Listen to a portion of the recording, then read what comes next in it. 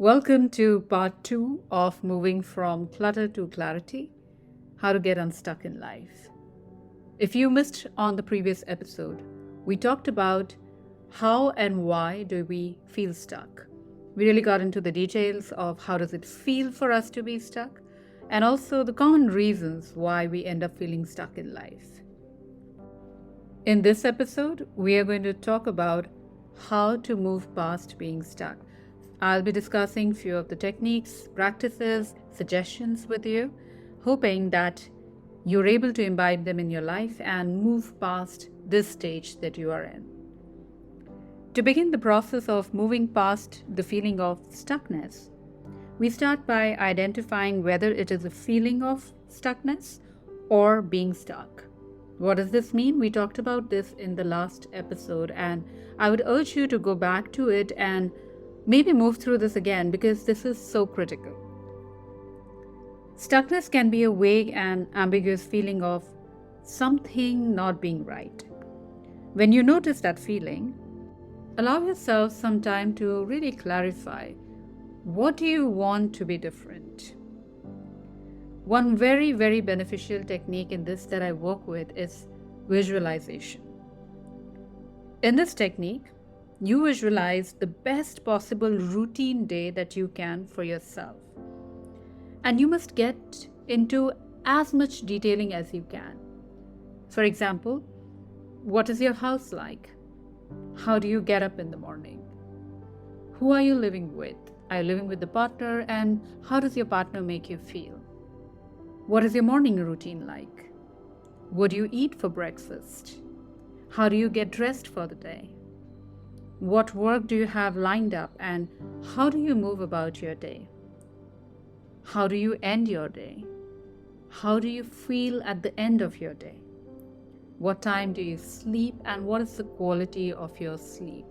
The more details that you can get into, the more you'll be able to feel what is it like to live that life.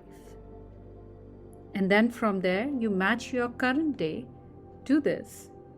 And begin by identifying the things that are not in sync.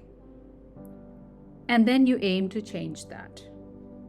And so now you identify a total of not more than 4 or 5 things that you really want to begin changing, and you begin to work on them. Another very crucial step in getting unstuck is to change your perspective. And one way of changing your perspective is to ask yourself the following questions. How else can I see the situation? Will this matter to me in a week, a month, a year, or 5 years from now? What are the things that are in my control in the situation? And what is the easiest first step that I can take to begin the process of getting unstuck or getting going on with this? Which takes us to the next important thing, which is taking action to avoid the analysis paralysis. Ask yourself, what is the smallest step that I can take? We often get so caught up in feeling a certain way that we forget that small steps lead to progress. And one very interesting, beneficial, effective technique in this is the pomodoro technique. So how do you do the pomodoro technique? You cut out all distractions. That means cell phones on silent, emails, notifications off. You are in a zone where you can focus and not disturbed by anyone. And you set a timer for 25 minutes. Once these 25 minutes are done doing your high focus activity, you take a break of 5 minutes. Then you restart for 25 minutes with your work. Then you take another break of 5 minutes. And then you do another round of 25 minutes. After which you take a break of 30 minutes. This comprises of one cycle. Now, one very important thing in this is that what you're doing in the 25 minutes and what you do in those 5 minutes of break should be very, very different activities, which means that if you are sitting and writing down for 25 minutes, make sure in the 5 minutes break, you're not going on social media and writing comments and reading. Instead, choose to maybe walk around or play with your pet or listen to some music or move your body a certain way, get some exercise, quick burpees, anything that works in those 5 minutes. Something totally different so that you're using a different part of your brain and you're giving rest to the part of the brain which was involved in the writing task. You can repeat as many cycles as you would or can in a day. And it's always great to just begin with one and you get used to it and then you move on to adding more cycles. Another important thing to do when you're feeling stuck is to have a routine around moving your body. Prolonged stress, anxiety, and clarity can get stuck in the body, especially around your neck, shoulders, and hips. Exercise gets the endorphins, a positive hormones that are released in the body, which can be very, very uplifting. So what's the routine like? Try to work out at least 3 to 4 times a week for 45 minutes. But if you're not able to do that, aim for 15 or 20 minutes in a day. Or even not that, just aim for 5 or 10 minutes in a day. But do something, begin somewhere. As your body gets used to the workouts, you build strength, flexibility, you get more comfortable and confident about working out. You can increase the duration, but start. Simple things like walking, climbing the steps, walking when you're talking on the phone are great way of building that movement daily. Also make sure you're stretching your shoulders, your neck and your spine every 1.5 hours in a day if you are continuously sitting for a long time. This goes a very, very long way.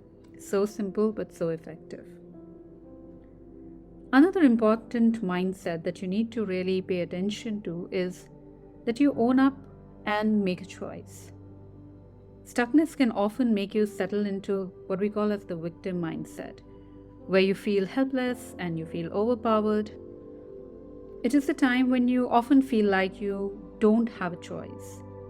In such times, doing anything with choice can remind you that you can be in motion and the right to make a choice is yours. Simple things like deciding what you want to eat for dinner, sending out a job application that's been pending for a while, calling up a friend and getting into an uncomfortable conversation or being vulnerable are great places to begin, and they go a long way in actually setting motion to your feeling stuck and moving past it, reminding yourself that I get to make choices and I need to exercise this. This is really reminding yourself that I have a choice, and that can be so empowering in moving forward. Another important thing to do in this time is to take a stock of your resources. What do I already have? Skill sets, financial resources, people who care about you, a place you call home. Take stock of everything and begin from there. Be grateful for all that you have and focus on leveraging them rather than focusing on what you don't.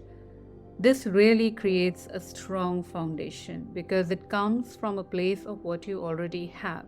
So it's easier to build confidence that I already have so much and hence I am more deserving and worthy of having so much more as well.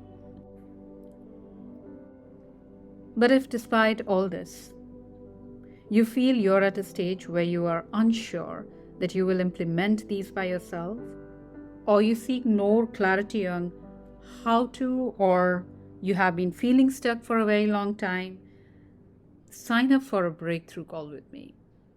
There are numerous techniques that I work on. Visualization, which is very, very customized, is one of them.